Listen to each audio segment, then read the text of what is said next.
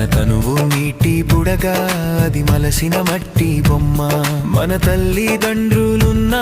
మరి అన్నదమ్ములున్నా మన తల్లిదండ్రులున్నా మరి అన్నదమ్ములున్నా నిన్న పాలేరోరన్నా నిన్నాదుకోలేరన్నా నిన్న పాలేరోరన్నా